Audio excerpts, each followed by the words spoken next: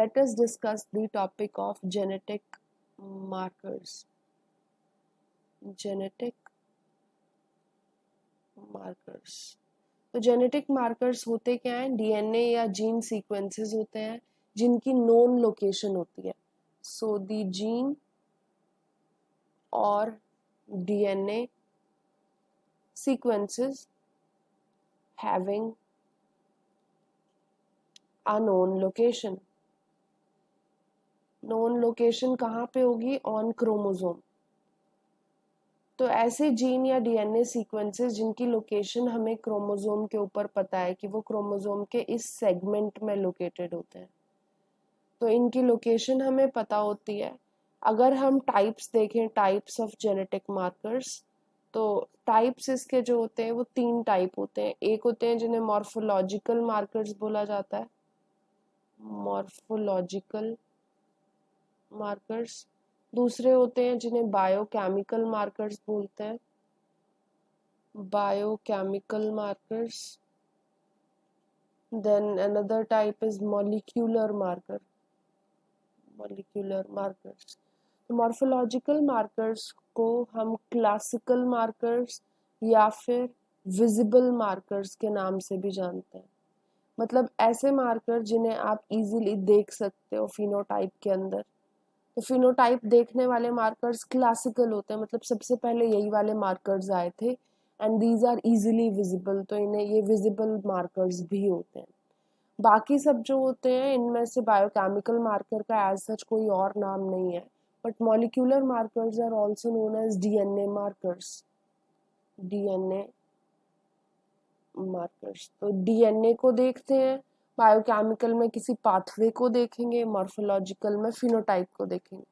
तो मैं यहाँ लिख रही हूँ कि किस चीज़ के लिए यूज करते हैं. So morphological markers are based on phenotypic traits. Phenotypic traits. तो फिनोटाइप को देखने के लिए आप मॉर्फोलॉजिकल या क्लासिकल या विजिबल मार्कर्स का आप इस्तेमाल कर सकते हो. बायोकेमिकल मार्कर्स का यूज करते हैं based on gene products. Gene products पे बेस्ड होते हैं, किस टाइप का प्रोडक्ट कौन सी पर्टिकुलर जीन बना रही है. तो प्रोडक्ट किसके बाद बनेगा? एक पाथवे के बाद. तो उसके लिए एक पाथवे होगा जो फॉलो करना पड़ेगा. तो पाथवे के जीन प्रोडक्ट्स की स्टडी हम बायोकेमिकल मार्कर्स की हेल्प से कर सकते हैं. और मॉलिक्यूलर या डीएनए मार्कर्स जो होते हैं ये हमें यूज करते हैं to reveal the sites of DNA variation. तो डीएनए वेरिएशन को स्टडी करने के लिए हम मॉलिक्यूलर या डीएनए मार्कर्स का इस्तेमाल कर सकते हैं. अब इन तीनों में से अगर आप देखोगे तो आप ये चीज़ नोट करोगे कि मॉर्फोलॉजिकल एंड बायोकेमिकल मार्कर्स जो होते हैं these are limited in number. Limited है. फॉर एग्जांपल अगर आप फ्लावर कलर को as a morphological marker use कर रहे हो तो फ्लावर कलर किसी पर्टिकुलर स्पीशीज में लिमिटेड होंगे. या तो ब्लू कलर का फ्लावर बनता है या वाइट कलर का फ्लावर बनता है या एटमोस्ट 3 टाइप के फ्लावर्स हो गए कि एक पिंक भी बनता है. तो लिमिटेड नंबर होता है, बहुत ज़्यादा नंबर नहीं होता इन मार्कर्स का.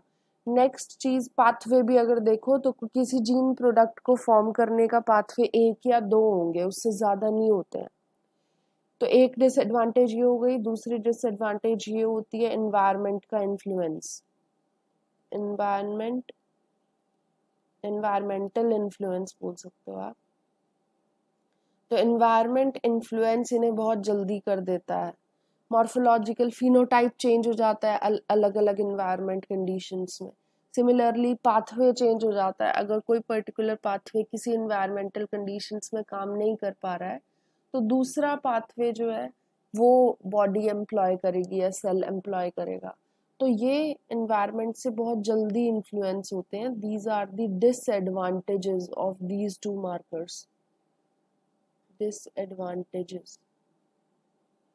इन्हीं वजह से मॉर्फोलॉजिकल एंड बायोकेमिकल मार्कर्स का हम इतना ज़्यादा इस्तेमाल नहीं करते हैं. हम जिनका ज़्यादा यूज़ करते हैं दे आर मॉलिक्यूलर और डीएनए मार्कर्स. अब मॉलिक्यूलर और डीएनए मार्कर्स किस तरीके से यूज़ किए जाते हैं, क्या क्या उनके फीचर्स होते हैं, हम वो देख लेते हैं. तो इसे क्लियर करके हम देखते हैं डीएनए मार्कर्स के बारे में। डीएनए मार्कर्स, तो डीएनए मार्कर्स जैसे कि मैंने बताया, these reveal the sites of DNA variation. DNA कहाँ पे वेरी कर रहा है डिफरेंट ऑर्गेनिजम्स में, वो हम इजीली देख सकते हैं डीएनए मार्कर्स की हेल्प से। And these are the constant landmarks, ये चेंज नहीं होते विद एनवायरनमेंट या किसी भी कंडीशन में ये चेंज नहीं होते। बहुत रेयर केसेस होते हैं जब म्यूटेशन वगैरह हो जाए तभी डीएनए मार्कर्स चेंज होंगे, वरना नॉर्मली चेंज नहीं होते हैं। तो these are the constant landmarks of a particular DNA sequence. Next अगर देखते हैं, इनका कोई भी बायोलॉजिकल इफेक्ट नहीं होता, do not have any biological effect. कोई भी इनका बायोलॉजिकल इफेक्ट नहीं है कि ये ऐसा नहीं होता कि किसी ऑर्गेनिज्म में प्रेजेंट होंगे और किसी में नहीं होंगे। इनकी प्रेजेंस या एब्सेंस मेनली म्यूटेशन पे ही डिपेंड करती है। तो बायोलॉजिकल इन्फ्लुएंस उसमें कुछ नहीं होता कि पेरेंट्स ट्रांसफर कर पाएंगे प्रोजेनी को कि नहीं कर पाएंगे, तो वो सब चीजें नहीं होती इन डीएनए मार्कर्स के अंदर। अब अगर हम एक आइडियल मार्कर की बात करते हैं, हम कौन से वाले मार्कर को जेनेटिक्स में यूज करते हैं, तो आइडियल मॉलिक्यूलर मार्कर की हम बात करते हैं। तो आइडियल मॉलिक्यूलर मार्कर के क्या क्या फीचर्स होते हैं, तो एक आइडियल मॉलिक्यूलर मार्कर पॉलीमॉर्फिक होना चाहिए, यानी it should show many different types of morphology. Polymorphic, जैसे हमने अभी देखा कि मॉर्फोलॉजिकल एंड बायोकेमिकल मार्कर्स का इसीलिए यूज नहीं करते क्योंकि वो लिमिटेड होते हैं नंबर में, बट एक आइडियल मॉलिक्यूलर मार्कर लिमिटेड नहीं होना चाहिए, वो बहुत ज़्यादा नंबर में प्रेजेंट होना चाहिए, बहुत डिफरेंट टाइप की मॉर्फोलॉजी उसे शो करनी चाहिए, तब हम उसे आइडियल मानेंगे, बहुत ज़्यादा अच्छा मॉलिक्यूलर मार्कर मानेंगे। नेक्स्ट इसका फीचर होना चाहिए, it should be evenly distributed. Evenly distributed, evenly distributed होना चाहिए वो डिफरेंट ऑर्गेनिजम्स के अंदर। Different organisms of the same species should bear molecular markers that are evenly distributed. मतलब वो पूरे जीनोम में मार्कर जो है वो बहुत सारी जगह पाया जाना चाहिए, ऐसा नहीं कि सिर्फ एक ही जगह प्रेजेंट है। इवनली डिस्ट्रीब्यूटेड होना चाहिए through out the genome and through out the population of a particular species, तो वो इसकी इवनली डिस्ट्रीब्यूशन है।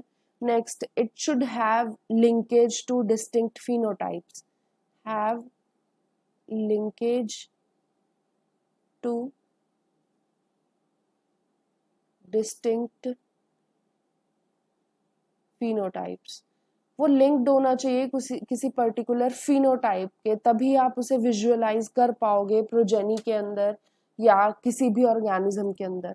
अगर वो phenotype से लिंक्ड नहीं है तो आप उसे इजीली विजुअलाइज नहीं कर पाओगे।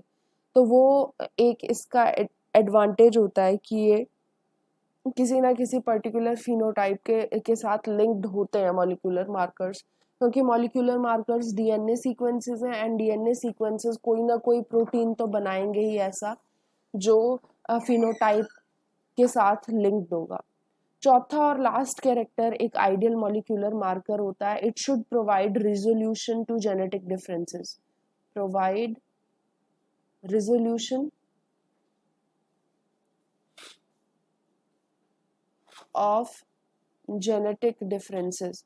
तो जेनेटिक डिफरेंसेस इसके अंदर इजीली दिख जाने चाहिए, जेनेटिक डिफरेंसेस इजीली विजिबल होने चाहिए, आप उन्हें रिजॉल्व करके देख सकते हो।